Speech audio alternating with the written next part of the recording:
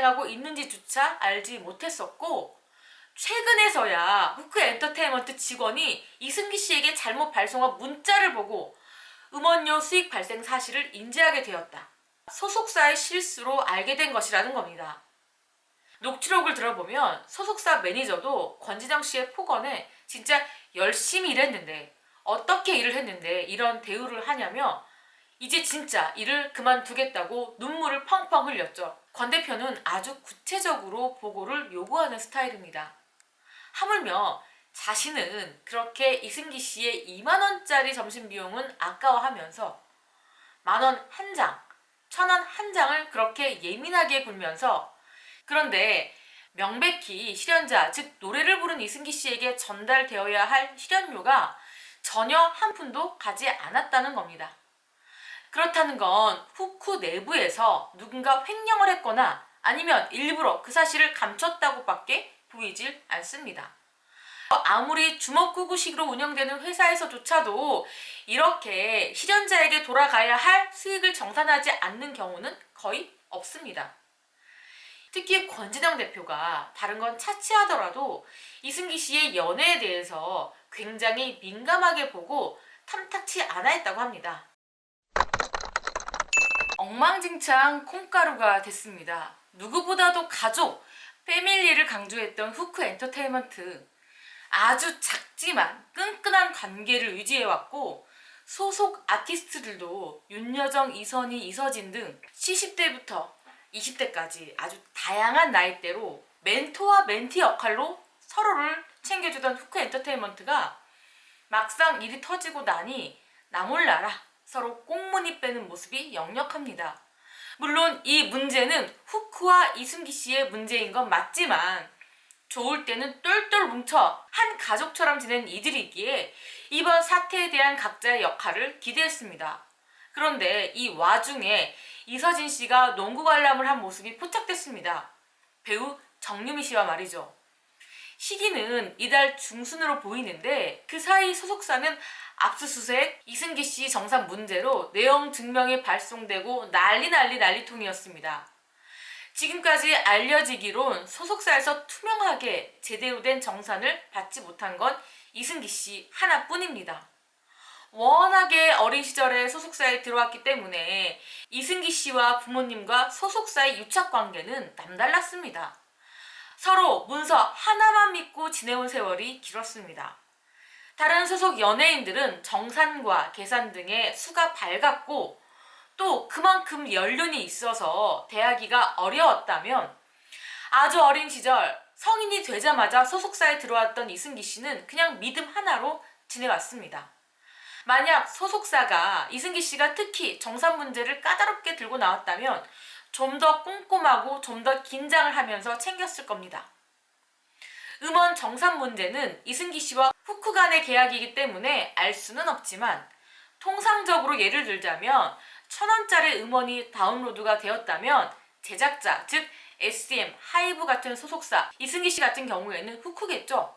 그런 제작사가 50%, 그리고 사업자, 진이나 멜론 등 스트리밍을 제공하는 업체가 30%, 저작권료, 즉 작사, 작곡가가 10%, 실연료, 가수나 연기자가 6%를 챙겨가는 구조입니다. 그런데 명백히 실연자, 즉 노래를 부른 이승기 씨에게 전달되어야 할 실연료가 전혀 한 푼도 가지 않았다는 겁니다.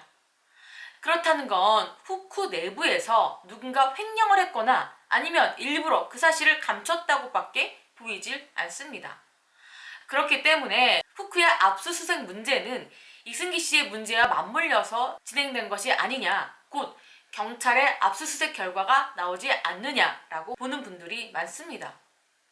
실제로 아무리 주먹구구식으로 운영되는 회사에서조차도 이렇게 실연자에게 돌아가야 할 수익을 정산하지 않는 경우는 거의 없습니다.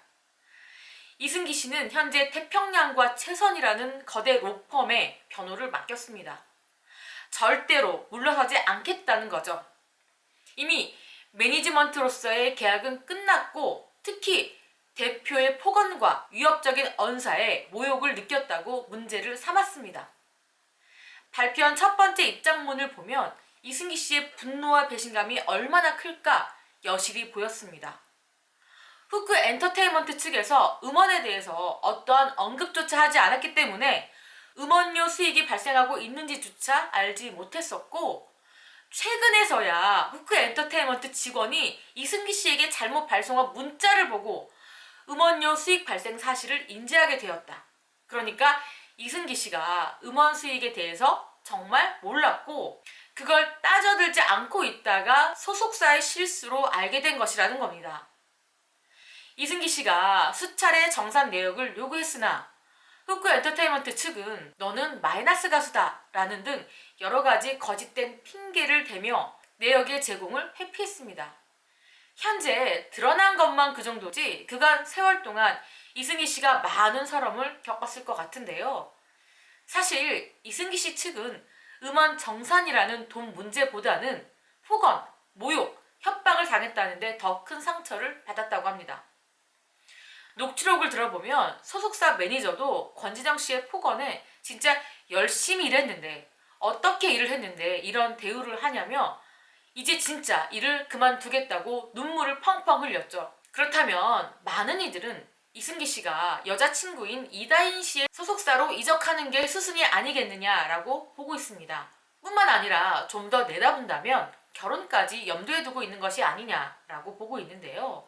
특히 권진영 대표가 다른 건 차치하더라도 이승기 씨의 연애에 대해서 굉장히 민감하게 보고 탐탁치 않아 했다고 합니다. 마치 아들의 연애에 대해서 일거수일투족을 감시하는 어머니처럼 말이죠. 소속사 매니저와 권 대표가 나눈 문자만 보더라도 매니저는 하나부터 10까지 어디서 어떤 비용을 썼고 점심으로 무엇을 먹었고 얼마나 나왔고 기름값이 얼마나 들었고 어디를 왔고 어디를 갔고 지금 회사로 돌아왔고 거의 모든 동선과 일정을 꼼꼼하게 보고하죠.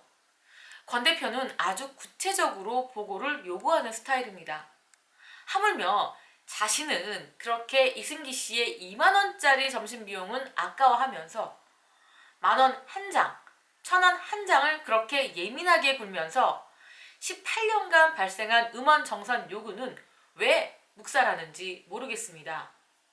자신의 인생을 걸고 이승기 씨를 죽여버리겠다는 그 말.